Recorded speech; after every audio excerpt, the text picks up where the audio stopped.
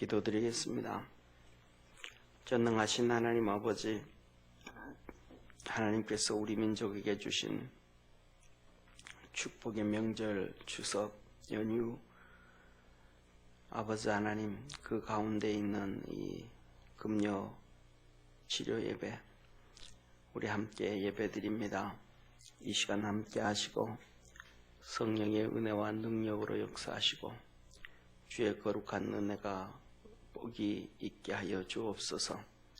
믿음 안에서 승리하려고 하나님께 영광을 돌리고 그렇게 살아갈 수 있게 하옵시고, 또 추석 연휴로 인해서 고향 다녀오고 또 가족 만나고 하나님 앞에 예배드리는 가정가정마다 하나님께서 하늘문을 여시고 성령의 도우심과 역사하심과 구원의 은혜 더하여 주옵소서. 오늘도 함께 하시는 주님께 감사하며 예수님의 이름으로 기도드립니다. 아멘.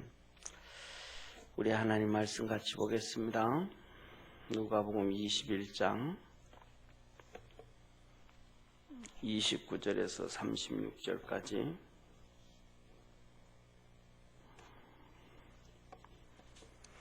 하나님 말씀 한 절씩 교독하겠습니다.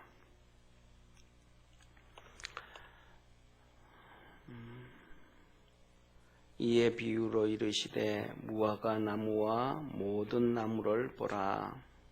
싹이 나면 너희가 보고 여름이 가까운 줄을 자연히 아나니. 이와 같이 너희가 이런 일이 나는 것을 보거든 하나님의 나라가 가까운 줄을 알라. 내가 진실로 너희에게 말하노니 이 세대가 지나가기 전에 모든 일이 다 이루리라. 천지는 없어지겠으나 내 말은 없어지지 아니하리라. 너희는 스스로 조심하라. 그렇지 않으면 방탕함과 술 취함과 생활의 염려로 마음이 둔하여지고 뜻밖의 그 날이 덫과 같이 너희에게 임하리라. 이 날은 온 지구상에 거하는 모든 사람에게 임하리라. 이러므로 너희는 장차 올 이 모든 일을 능히 피하고 인자 앞에 서도록 항상 기도하며 깨어 있어라 하시니라. 아멘. 하나님께서 우리에게 주시는 말씀은 오늘 여기에 36절에 보면 이렇게 말씀합니다. 너희는 장차 올 이 모든 일을 능히 피하고 인자 앞에 서도록 항상 기도하며 깨어 있으라 하시니라 하셨습니다. 그저께 제가 수요일 날 예배 마치고 늦게 이제 집에 가면서 이렇게 신호등을 기다리면서 보름달이 보이나 하고 이제 보름달을 찾아봤어요. 그래서 보름달이 이렇게 제가 집으로 가는데 왼쪽 중간쯤 이렇게 떴더라고요. 그래서 휴대폰으로 사진도 하나 찍고 또 그리고 크로즈업해서 이렇게 휴대폰으로 크로즈업 해가지고는 뭐 사진이 별로 그렇게 잘 나오지는 않는데 사진을 이렇게 찍었어요. 그러면서 그 달을 이렇게 보면서 무슨 생각을 했는가 하면, 야, 정말로 하나님께서 이 지구를 정말로 아름답게 만드셨구나 라는 생각을 했어요. 이렇게 지구 주위로 지구에서 7만 5천 킬로 정도 떨어져서 달이 이렇게 빙글빙글 돌아가는데,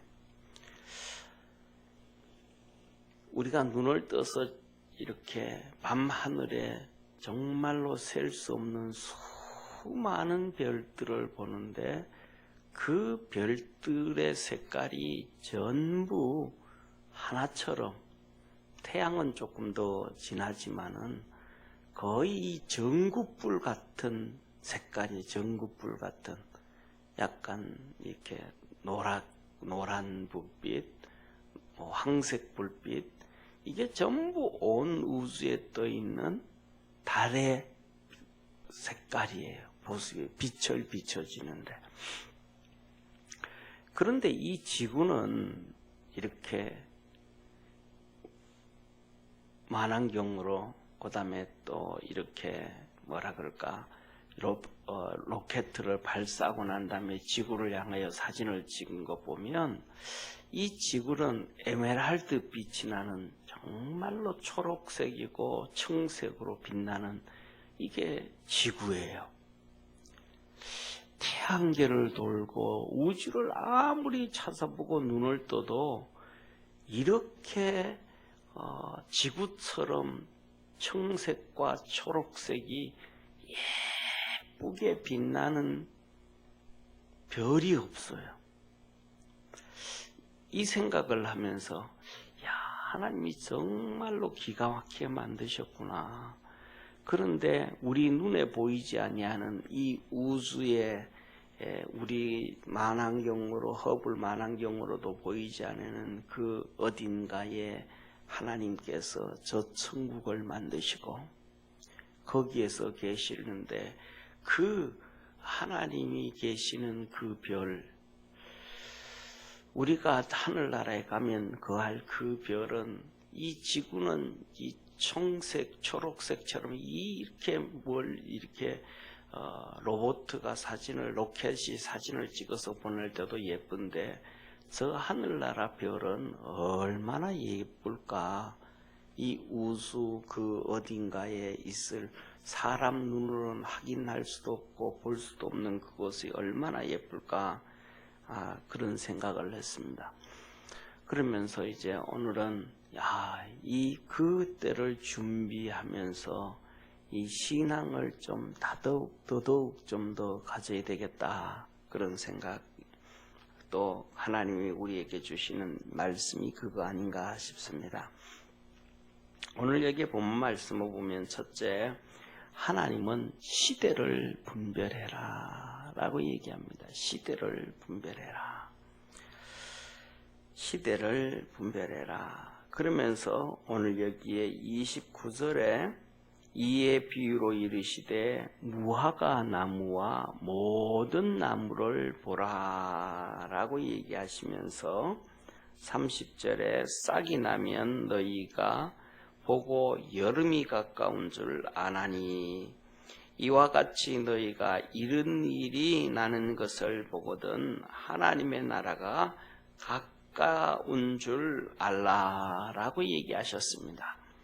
우리는 하나님의 말씀을 보면서 우리 현실에 비춰보고 우리 자신에게 비춰보고 그 말씀을 우리 삶에 우리 시대에 적용해야 되는 것이 있습니다. 이것을 적용해야 돼요. 그러니까 적용을 하는데 보면 우리가 이런 적용을 하는 것은 우리의 삶이다라고 얘기를 해볼 수가 있는데, 예를 들면 우리에게 내가 100만 원을 가지고 있어요. 아니면 뭐 1억을 가지고 있어요.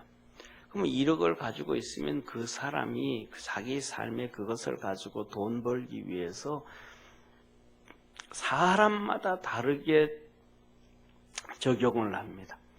어떤 사람은 1억 정도 되는 것 가지고 시골에 땅을 사놓을 수도 있고, 어떤 사람들은 거기에 맞는 상가를 사놓을 수도 있고, 어떤 사람은 그것을 가지고 사업을 하기도 하고, 사업을 해도 할 수 있는 것이 정말로 많죠. 커피를 파는 카페를 할 수도 있고, 치킨을 파는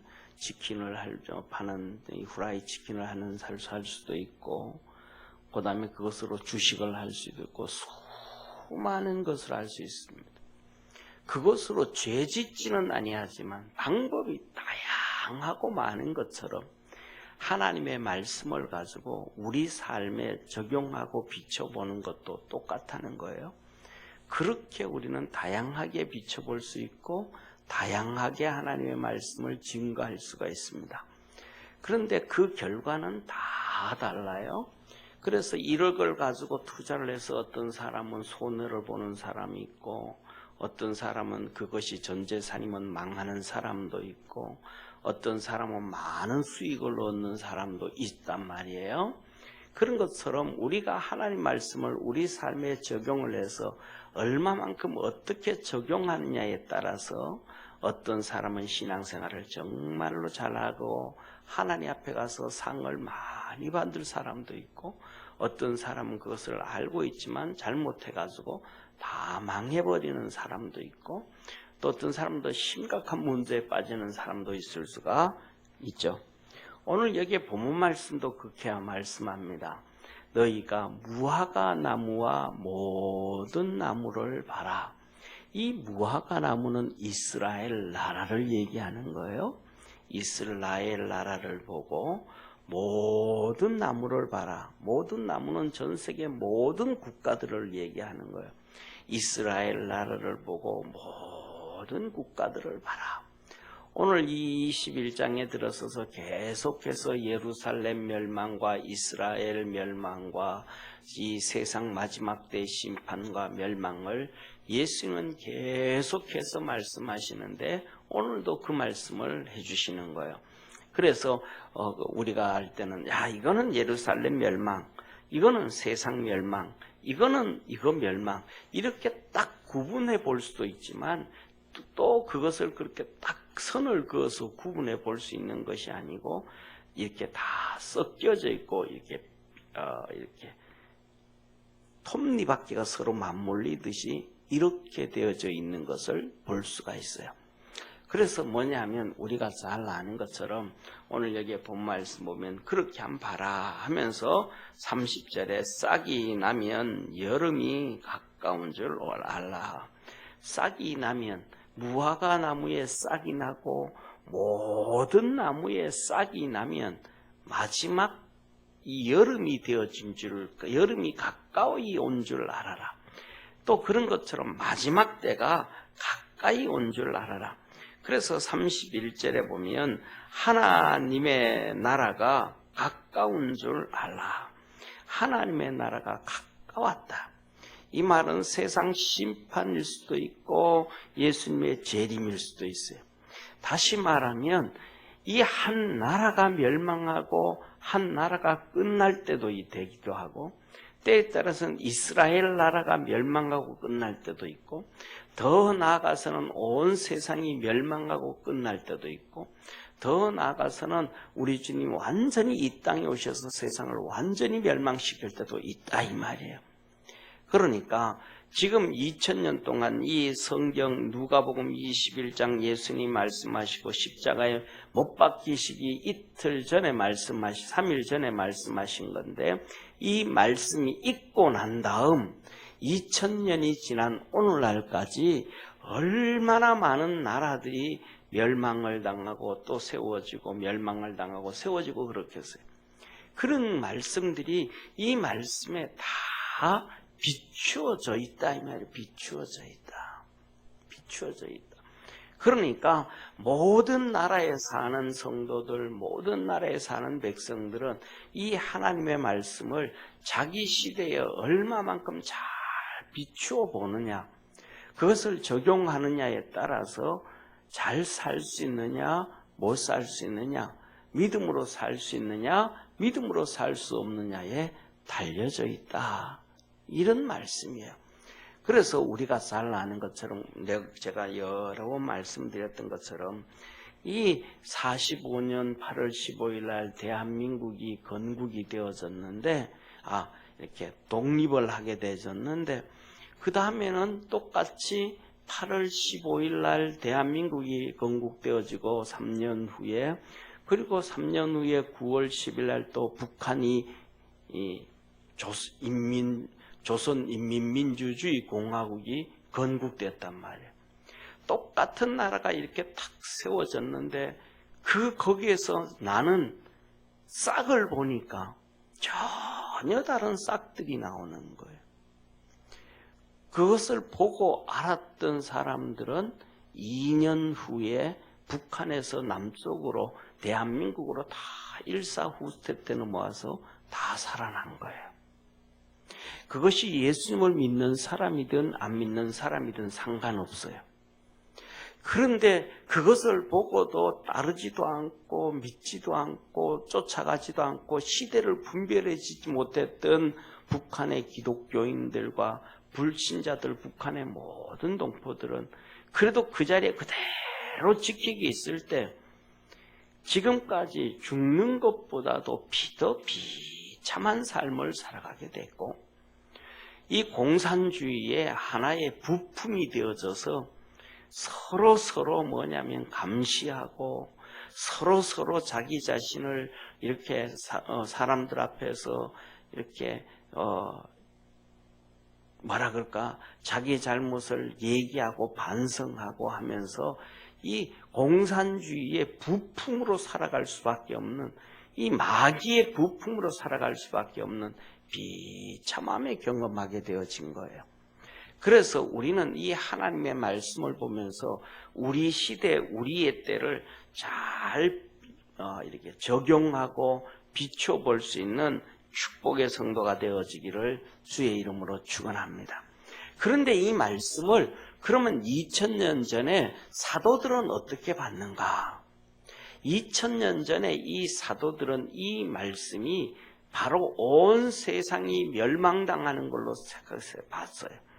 그래서 베드로 사도도 그렇고 바울 사도도 그렇고 주님께서 멀지 않아 이 땅에 이제 재림하러 오신다. 세상을 다 심판하신다. 그러면서 그때가 사도 바울이 자기가 살아있을 때요.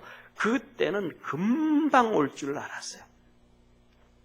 그래서 그 메시지를 전할 때에 데살로니가에 있는 성도들도 그 말씀을 듣고 그대로 쫓아갔어요. 금방. 자기 살아있을 때가 아니고, 예를 들면 보세요. 오늘날에는 우리 한국 사람들의 평균 수명이 80이 된 거예요. 그러면 50살이 되어진 사람은, 50세가 된 사람은 앞으로 30년을 살아가야 되잖아요. 그죠? 그러니까 30년을 살아가기 위해서 30년을 살 준비를 하는 거예요, 사람들이. 적금도 들고 그다음에 연금도 넣고 이렇게 30년을 준비를 하는 거예요. 그런데 예수님이 이 땅에서 이 말씀을 하시고 사도들은 이 말씀을 뭐냐면 앞으로 30년 후에 그렇게 되리라고 생각한 사람은 아무도 없었어요. 이 말씀을 예수님이 십자가에 못 박힐 때라고 얘기를 하면 그냥 이렇게 따져서 볼 때 33년 경이다. 그렇게 얘기하면 33년 경이다 라고 얘기를 하면, 사도 바울이 데살로니가 전서, 데살로니가 후서를 쓸 때는 그때로부터 한 20년 후, 한 52년, 1년, 3년 요때란 말이에요. 그러니까 벌써 20년이라는 시간이 지나버린 거예요. 20년이라는 시간들이 지나간 거예요. 그러니까 여기서 우리 주님이 뭐라고 말씀하시냐면 32절에 이 세대가 지나가기 전에 모든 일을 이루리라 그러셨단 말이에요. 이 세대가 지나가기 전에. 그러니까 한 세대가 지나가기 전에 이루리라 그랬으니까 벌써 예수님 시대 같은 사람도 많이 죽었고 이런 세계 되니까 한 세대 하면 30년을 생각해도 이제는 10년도 채 안 남았다. 이렇게 생각을 해요. 10년도 채 안 남았다.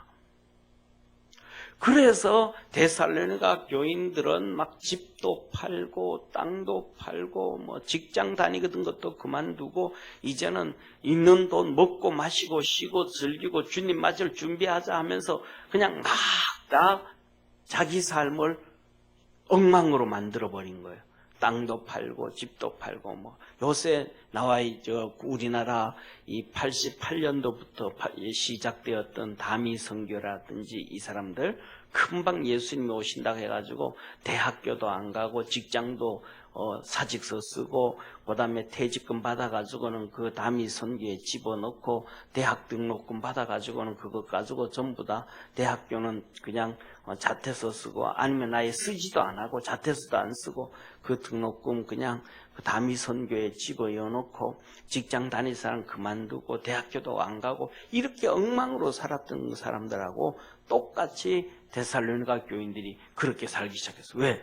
사도들이 그렇게 설교를 했으니까. 금방 올 거라고 생각을 했으니까 그때 사도 바울이 나중에 데살로니가를 통해서 다시 편지를 쓰고 말하기를 그렇게 살지 말아라. 내일 당장 주님이 오신다 할지라도 오늘 할 일을 하고 직장 다니던 사람은 직장을 다니고 하나님이 주신 삶을 살아가라. 그래서 일하기 싫은 자는 먹지도 말라고 그렇게 명령을 한 거예요. 그래서 사도들도 이 하나님의 말씀을 보면서 예수님이 금방 오시리라고 생각을 했는데 그로부터 2000년이 지난 시간이란 말이에요. 그러니까 하나님의 이 말씀을 어떻게 적용하느냐에 따라서 그 상황과 환경이 다 다르다. 그러니까 이 말씀을 보고 어떤 사람들 사도들도 저렇게 틀리는데 오늘날 수많은 목사들도 다 틀리겠지. 그게 아니라 이 말이에요. 어떻게 적용을 하느냐가 가장 중요한 것이고 그 시대를 어떻게 읽어볼 수 있느냐가 가장 중요한 거예요. 그 시대마다 한 나라가 멸망하고 또 다른 나라가 세워지고 또 한 나라가 멸망하고 한 나라가 세워지고 그리고 그 궁극적으로 이 세상을 심판하고 하시는 이 하나님의 모든 말씀이 이 안에 포함되어져 있음을 깨닫는 우리 믿음의 성도 되어지기를 축원합니다. 그래서 무화과 나무를 보고 모든 나무를 봐라. 무화과 나무가 꽃이 피고 나면 잎허리가 열면 그것이 끝나갈 때가 되어지는데 그것이 금방 이루어진다. 모든 나라들도 똑같다. 잎허리가 이렇게 피기 시작하면 한 시대가 끝나가기 시작하는데 그것이 이루리라 라고 얘기하시는 거예요. 오늘날 우리가 살아가는 이 시대도 하나님의 한 시대와 한 시대가 시작되어지는 끝과 시작이 또 시작되어지는 그런 시대인지 몰라요. 그래서 저와 여러분은 하나님 앞에서 깨어있는 믿음의 성도 되어지기를 주의 이름으로 축원합니다. 믿음으로 깨어있으면 살게 되어진다라는 거예요. 믿음으로 깨어있으면.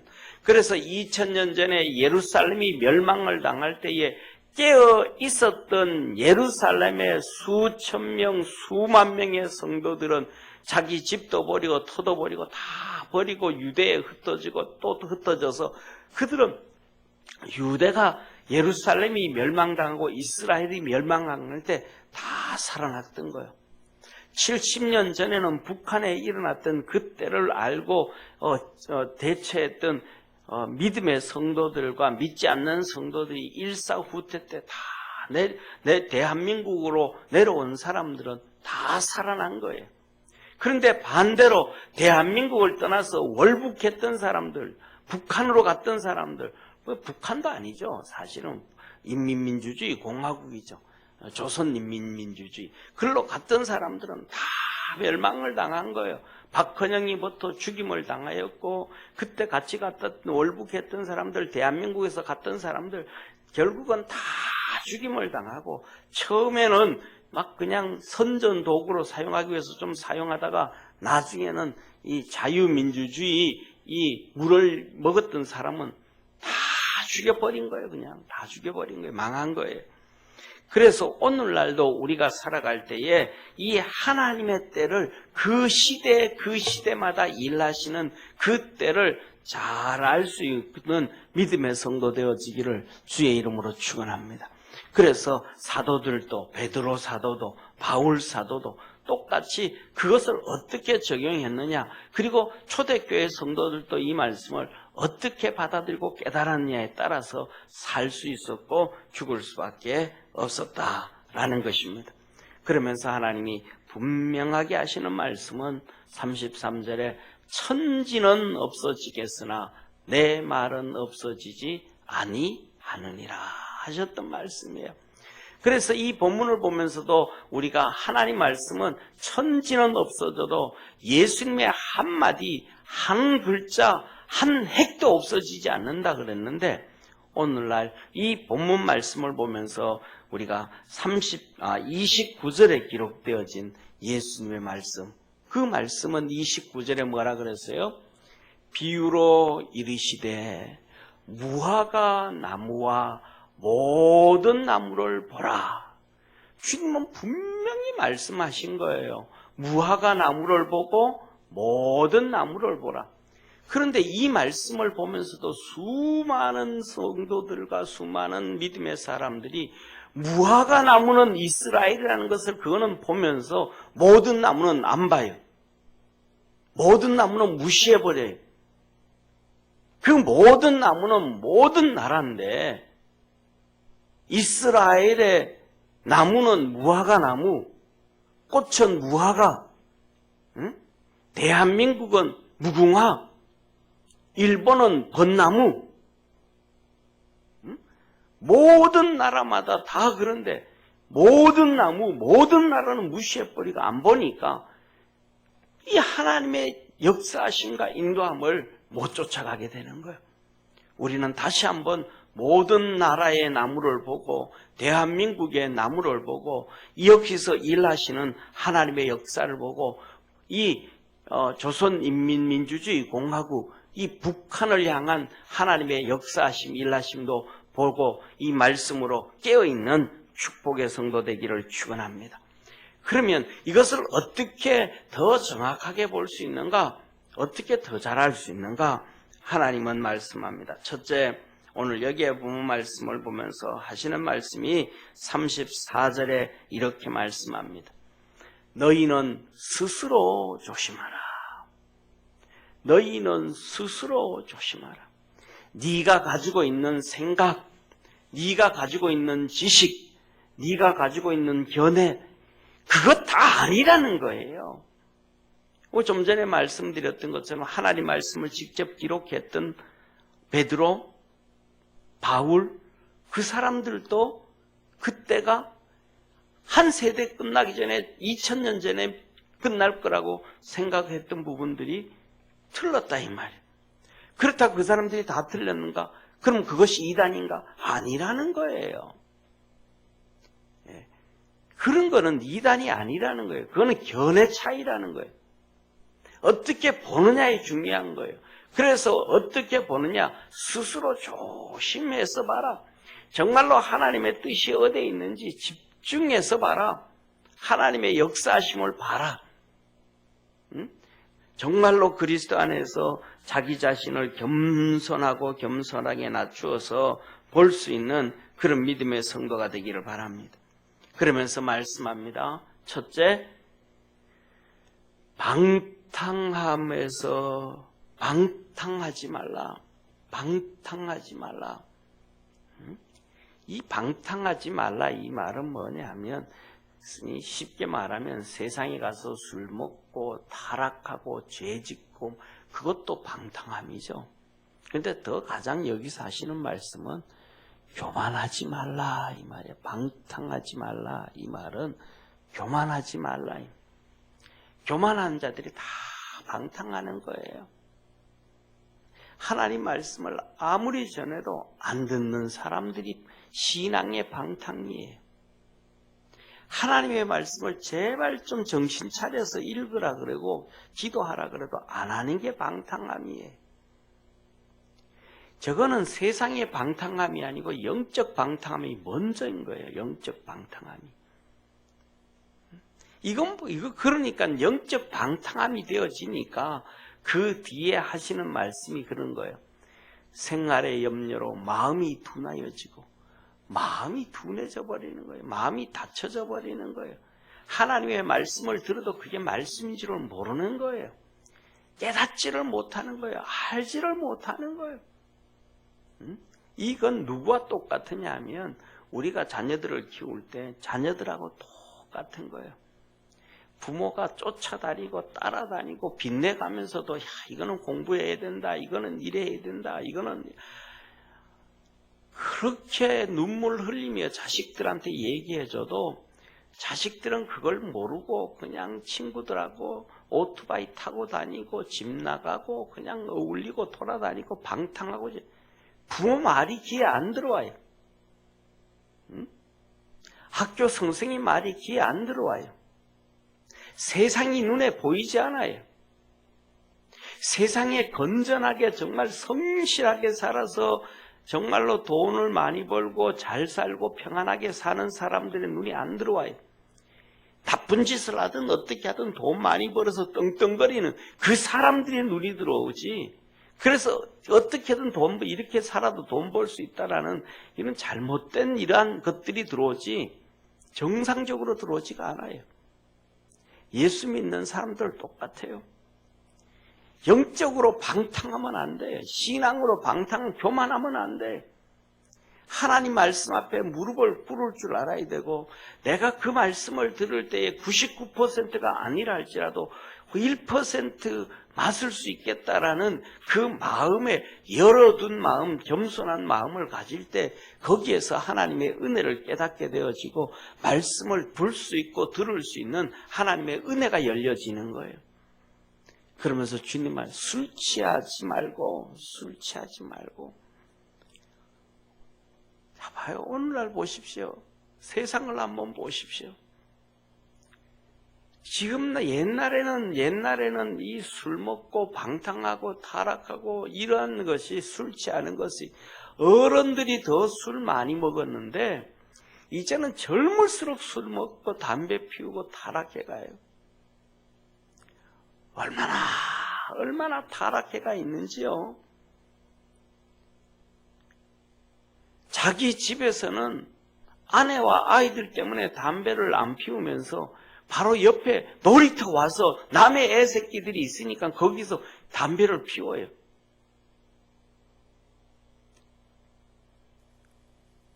교회 앞에서 담배를 피워요. 그리고 담배꽁초를 거기 버려요. 얼마나 타락한 시대에 살아가요. 옛날에는 담배 피우는 사람이 나이 많은 사람들이 담배 피웠는데 전부 다 젊은이들이에요. 우리 교회 위에 여기 와가지고 담배 피우는 사람들 보면 전부 20대부터 40대까지예요. 50, 60, 70대신 분들이 와가지고 여기서 담배 피우는 사람은 아무도 없어요.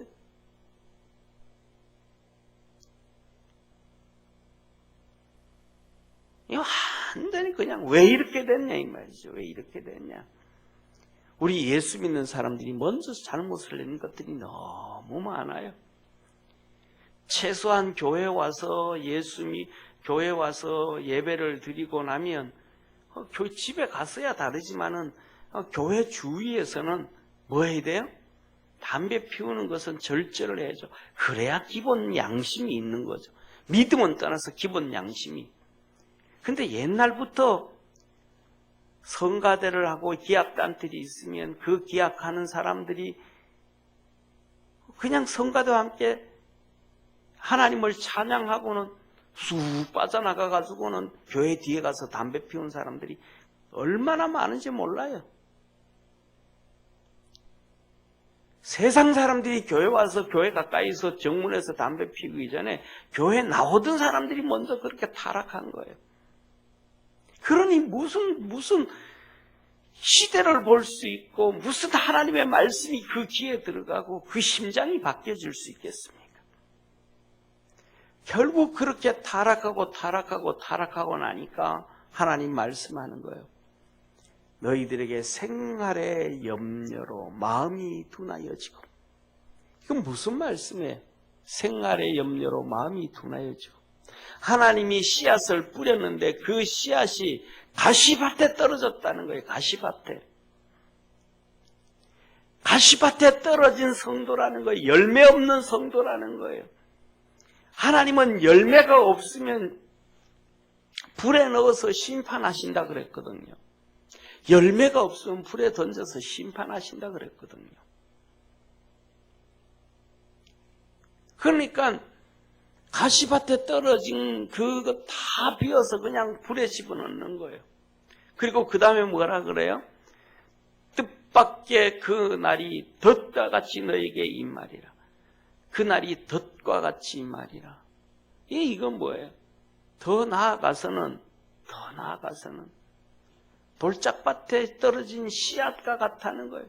햇빛이 쬐면 그냥 다 타 죽어버리는 것처럼 우리 주님이 어느 날 갑자기 재림하시면, 또 우리 주님이 어느 날 갑자기 나타나시면 너하고 정산해야 되겠다. 너 정산해야 되겠다. 누가복음 12장에 주님께서 비유로 말씀하시기를, 어떤 부자가 추수가 많이 되어져서 그래서 자기 스스로 말하기를 오늘 재물이 너무 많으니까 작은 창고를 열고 큰 창고를 다시 만들고 그곳에 다 집어넣어 놓고 내 영혼에게 이르기를 내 영혼아 이제는 즐기고 편안히 살자. 이렇게 얘기한다는 거예요. 그때 주님이 말합니다. 이 어리석은 자야 오늘 내 영혼을 도로 찾으리니 그것이 네 것이 되겠느냐. 주님이 덫과 같이 원치 않은 그때 우리에게 나타난다는 거예요. 재림 때만 그때 나타나는 게 아니고 그때도 생각지 못한 때에 나타나지만 우리가 살아가는 개인 삶에서도 덧없이 주님께서 나타난다는 거예요. 그래서 정산하자는 거예요. 그래서 주님은 우리에게 말합니다. 여기서 35절에 뭐라고 말씀하시냐면 그 날은 온 지구상에 거하는 모든 사람에게 임하리라. 예외될 사람 하나도 없다는 거예요. 누구든지 마지막 때가 되든지 아니면 개인에게 되든지 주님께서 모든 사람에게 임하셔서 너 정산하자. 너 나하고 정산하자. 하나님 하신다는 거예요. 덫과 같이 임한다는 거예요. 우리는 믿음 안에서 깨어 있을 수 있는 축복의 성도가 되기를 바랍니다. 그래서 36절에 주님은 우리에게 이렇게 말씀합니다. 이러므로 너희는 장차 올 이 모든 일을 능히 피하고 인자 앞에 서도록 항상 기도하며 깨어 있으라 하시니라. 마지막에 임할 그때 그것도 피해가야 되고 각 나라마다 심판하고 세우고 할 때 그때도 피해가야 되고 더 나아가서는 2008년에 이 미국발 경제 위기 이때 이런 것도 피해가고 97년에 임한 우리나라의 경제 위기 IMF 이런 일도 피해가고 6.25와 같은 이때도 피해가고 이런 수많은 한 나라가 망하고 세워지고 어려움 당하고 고통당하는 때도 하나님의 섭리와 계획 가운데 있으니 그것도 피해갈 줄 알아야 되고 더 나아가서 우리 주님이 언제 나타나서 언제 우리에게 결산할지 모르지만은 항상 깨어 있어서 그때도 주님 앞에 바로 설 수 있는 어느 때가 되든지 바로 설 수 있는 그래서 말씀합니다. 항상 기도하며 깨어 있으라 하시니라. 그래서 성경에 보면 구약 성경에 보면 번제와 소제를 하나님 앞에서 전제를 365일 아침 저녁으로 드려. 이게 상번제. 항상 깨어있도록. 아침 저녁으로 매일매일마다 매일매일 한 번도 빠짐없이. 저도 우리 교회 개척하고 난 다음에는 새벽 예배를 다 드렸어요. 금요일 날 기도가 늦게 끝나서 토요일 하루 쉬었고 주일날도 했고 그 다음에 명절 때도 다 새벽 예배를 했는데 나중에 하나씩 빼먹어가지고 이번 명절에도 수요일, 목요일, 금요일 3일 동안 새벽 예배를 안 했습니다. 하나님 앞에 게으르죠. 잘못했죠. 하나님 앞에 회개할 일이 또 하나 늘어난 거죠. 그러나 더 중요한 것은 우리 개인도 그렇지만은 우리 나라도 우리 목사들도 이 명절 때는 수요 예배나 금요 예배 없애버리는 교회가 또 많고 새벽 예배 없애버리는 교회도 많고 이 정부는 더 나아가서 주일 예배도 못 드리도록 예배는 기본이 대면 예배인데 대면 예배도 못 드리도록 그렇게 하고 있습니다. 천주교, 우상을 섬기는 천주교, 우상을 섬기는 불교, 우상을 섬기는 이슬람 그들은 하나도 비대면 예배를 해라 하지 않고 다 놔두면서 교회만 그렇게 합니다. 기독교만 그렇게 합니다. 아사왕이 그렇게 하나님 앞에서 잘못을 해서 심판을 받았는데 대한민국의 위정자들이 하나님 앞에 심판을 받으면 그 모든 고통은 백성들이 다 당하게 되는 것입니다.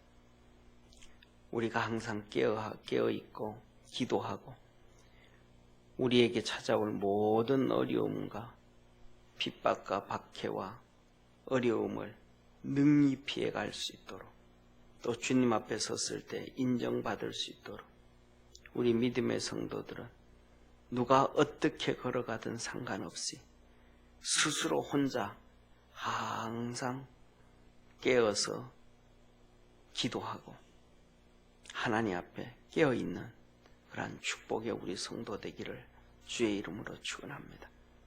그래서 주님이 말씀하신 것처럼 쉬지 말고 기도해라.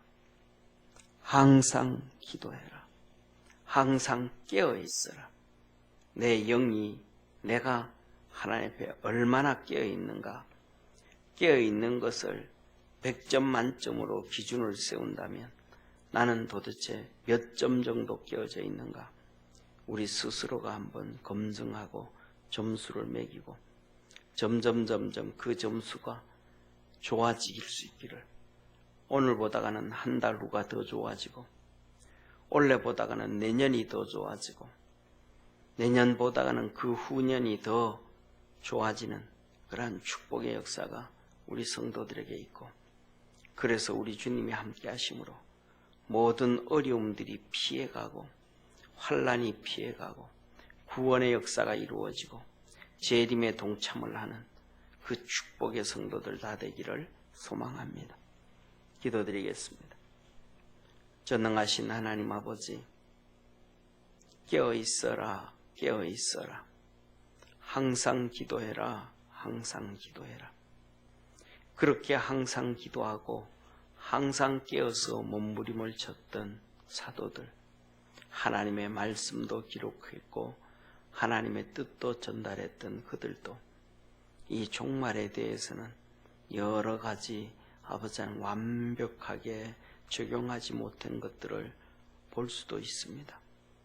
그러나 그들의 인생은 실패가 되지 아니하였고 그들의 삶은 아버지 하나님 덫처럼 찾아오지 아니하고 깨어있고 항상 기도한 축복의 사도들이었었습니다. 그것을 우리에게 보여주셨습니다. 우리 모든 믿음의 성도들 다 그렇게 항상 깨어서 기도하고 방탕하지 않고 교만하지 않고 하나님 앞에 서 있을 수 있는 축복의 성도들, 세상에 빠지지 않고 자신에 빠지지 않고 자기 지식에 빠지지 아니하는, 술 취하지 아니하고 성령에 취하고 말씀에 잡히고 순종에 잡히고 순복함에 잡혀 사는 축복의 성도들 되게 하옵소서. 구원하신 예수님의 이름으로 기도드립니다. 아멘.